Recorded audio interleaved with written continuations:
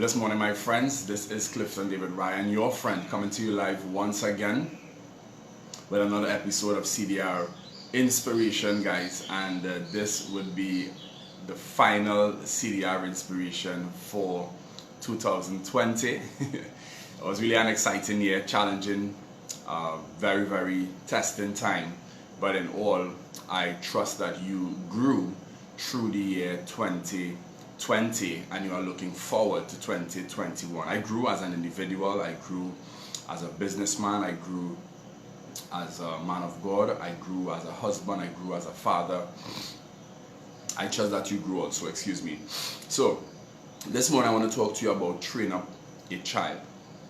Train up a child. The Bible tells us in the book of Proverbs chapter 22 and verse 6, train up a child in the way he should go, and when he is old, he will not depart from it.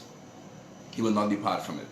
The trainings, the values, the disciplines that you instill in your children today, it can't leave them. It's going to remain with them.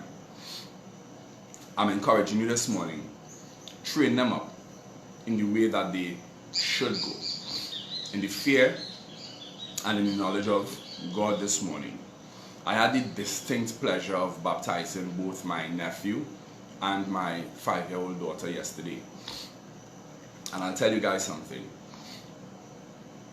Excuse me, I've been thinking about it, and I'm saying to myself, the Bible instructed me to train up my children in the way that they should go, that this will always remain with them. And I looked at what occurred yesterday, what happened yesterday, and I'm just grateful, thankful to God that this is the path that I'm able to lead my children. I'm asking you today that you train up your children in the way that they should go. Don't leave it up to anybody else. Don't leave it up to teachers. Don't leave it up to neighbors. Don't leave it up to grandparents or aunties and uncles or friends. It's in your hands. Yes, everybody else plays a role. Everybody else plays a part. But God blessed you with those children. He gave you charge over them. For how many ever years you will have them in your charge, you train them up in the way that they should go. Now, there are two ways that you train children. One will be directly, and the other will be indirectly. Directly, me as a father, I will take my children to church. I will sit with them and have devotions. I will teach them how to pray. I will teach them how to read the Word of God. Education, social. Directly, I'll teach them some things. And you teach your children some things directly also. Whatever values and principles that you instill in them, you teach them how to talk to other people, address the neighbor as auntie or uncle. You teach them these things directly. But there are some things that we teach indirectly also, because it's not just about what we say to them or what we tell them to do, but how are we living our lives? How are we living our lives in their presence? How are we living our lives?